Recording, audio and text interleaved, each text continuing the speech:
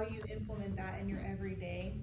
It's so different there. I have a saying since coming back, it's be weird for Jesus. And I say that because in Africa, you're just eating an orange and here, you want it? And you would eat it. I would eat that orange with that person. That stranger in a whole other country offered me, I'd eat it without a heartbeat, like this stuff. Here, if someone was like, hey, I'll try my orange, I'm like, oh, I'm good. I'm good. I don't know what you put in that. The simple thing, and I've fallen short of this. I'll go to church, like I'm in church music, and they're like, bye, I love you. And I'm like, you don't love me. Like, you just met me, you know, but it's like there, what I learned in the 4 months was just a love of Christ, literally in a physical way. And it's the things here that you do is weird, but it's not weird because that's how like Christ's love does. So you get, yes, you come back and you feel like, oh, like this guilt and this whole, like all these feelings that you didn't feel before, but also I feel like you learn so much on how to live your everyday life and the way God has called us to be, because you see it so, you see people that have nothing doing it so easily. And I mean, it's actually been a challenge for me for being back. I was only there for 4 months. Why is this so hard? Because it's a whole different life that we live here, that they just live so Christ-filled there, you know, and you want to bring that in your everyday, but here it's kind of distracting and it's hard. You're getting pulled in a million different directions. So I think that when you go, you have this idea of what it's going to be like, and it's not that. And I mean, even the problems, you're scared about the bus ride, you're scared about that. You know, every trip I think has something go wrong, like crazy. But you know what? Every trip has it's fixed, it's solved. Uncle Danny is fixed, or him and Dalen's out there fixing a bus one day. Like you have these stories that you come back with. That's like, yeah, we had this crazy problem that here we would have stressed out, had anxiety. We would have been crying to our moms, but then here you see a team of people just, let's fix this problem and let's make it. So I think, like, yes, there are some scary things, but what I can say is there's never been a trip where we didn't overcome those obstacles, and it didn't bring us closer to one another and make us family. So. Yeah. If you were considering going, if we were considering going, what type of preparations would we have to make to go? So, I was just about to say that. That's it. Yeah, you just There need. used to be yellow fever and something else. Yeah, there used to be. Used to get yellow fever vaccine, and there was one more. But now there's no yellow, there's not enough yellow fever percentage to make, so that's been gone, I think since At least before 2021. When we went back in 2021, It's we just a didn't. passport, really. Really, Yeah, a just a passport, passport. A ticket, passport and anti-malaria drugs. malaria. I Yeah, take 'em. that's Yeah, it. and that's a, some do, some don't. Because It's just just before we went to medication, the you second take a time, few they had days before malaria. and you come back. Yeah. They have them You get that too. from- Yeah. You just get it from your primary care, whoever that is. You just say, I'm going to Africa, and they'll just give you it's called Malarone. It's a generic drug, it's pretty cheap, and you start taking it a week before you go, and you take it for while you're there, and then a week after you get home. It just kind of protects you from any kind of, if you have malaria exposure, it keeps you from getting sick. And one thing the nurses talked about, I see Cece and Deborah, I was kind of cringing on because we've got grandmothers of your children in this room. But what they're talking about is what is going on in the bush area. It's not. Yes. So It's even where you stay. So I was there for 4 months and I was fine. Yeah. Honestly, you guys, I got sick coming back with like eating the food that we eat compared to there. But I think like where you stay, what you're exposed to, and I mean, I think you're fine. I think where our bodies are equipped, you know, to be okay, especially for just a 10-day trip.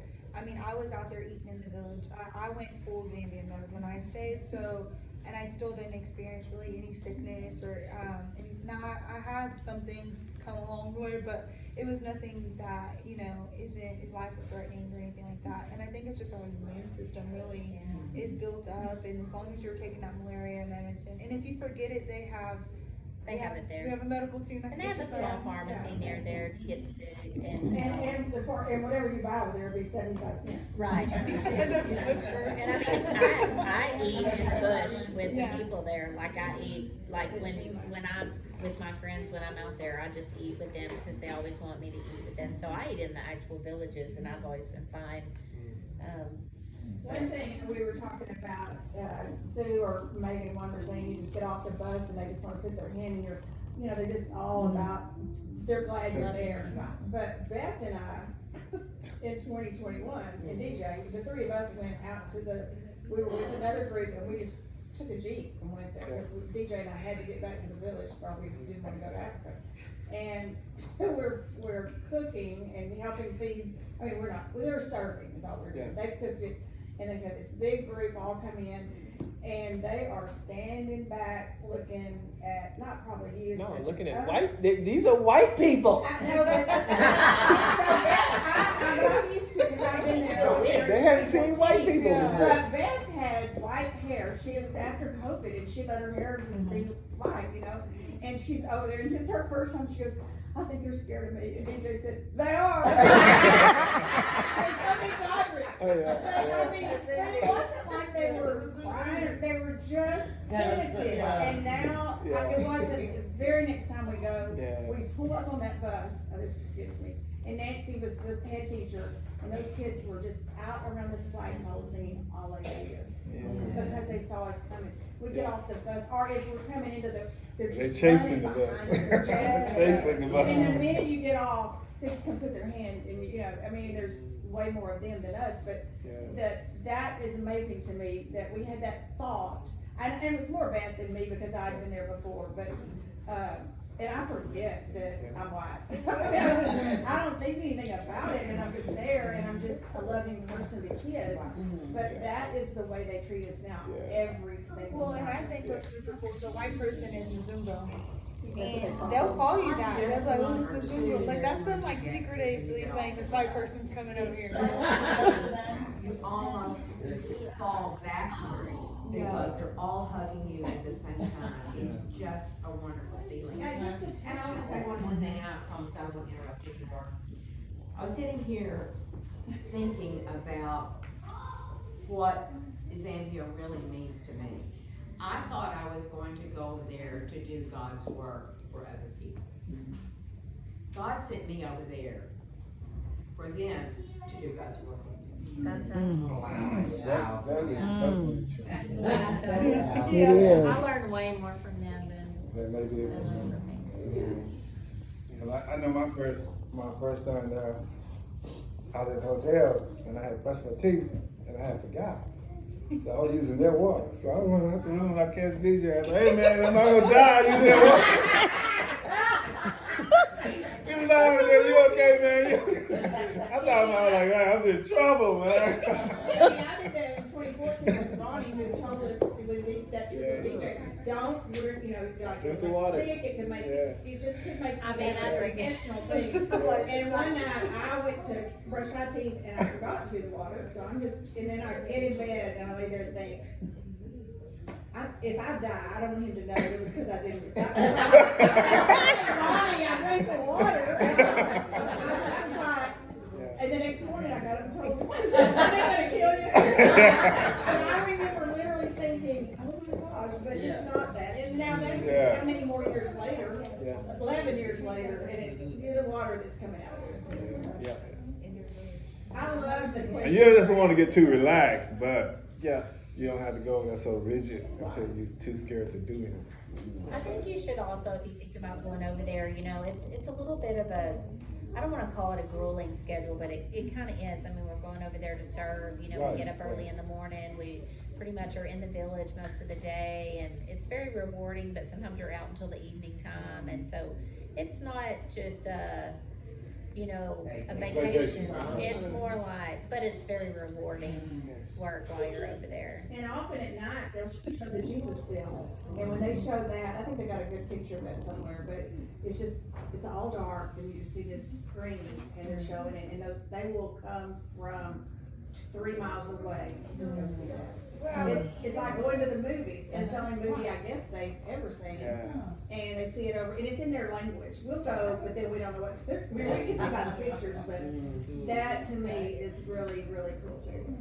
What's super cool to see now too is they're understanding and they're speaking more English than what they were in the past. And I was picking back what you said about them being scared. So they used to pick, like, they'd be like, ooh, this Mzungu, which means white person. Say it again, we're Mzungu. Mzungu. Mzungu. And they would, I have It's it in my notes. M-I-Z-U-N-G-O. There you go. Oh, Mizungo. Mzungu. Mzungu. But they would be whispering to their friends, like, ooh, like this white person's coming, you know? And now they call you by name. And I just thought that is such we've gotten somewhere with them. There's this trust that we're no longer this scary white person. Like, we're Destiny, we're Debbie, we're DJ, we're Danny. And just to see them trust us and then to see them learning, like, I think before they understood a little bit more than we thought they understood, but they would just tell each other. But now they're interacting with us and there's a little bit more I mean, it's not a lot, like you still need a translator and stuff, but to see where we started, to see them now, it's super, super cool to see the kids just trusting. And I think it gets better and better every trip. You go once and those kids will never forget your name, your face. I sure won't. Cause my first time I went, I shared my accident that I had with the bus. And of course I let them see my scar. But when I got back the second time, the little kids was trying to raise up my shirt. I'm like, how do they remember me? DJ, where do y'all stay when the team goes? That's a good question. Destiny's gonna pull up some photos. Okay. But yeah, we stayed at a really nice lodge called the Alpha Lodge, and we'll show you some. Maybe we can even throw some on the screen where you can see. But it's a beautiful lodge in a gated community. They serve you 3 meals a day. They got a big, beautiful garden area. Right.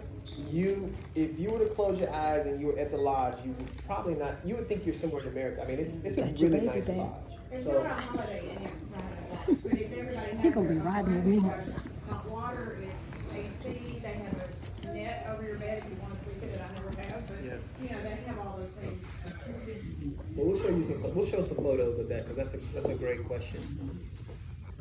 Any other questions? Any other questions about all of the Zambia stuff? Obviously, my family, my wife, and our 4 kids, we're in the process of moving to Zambia.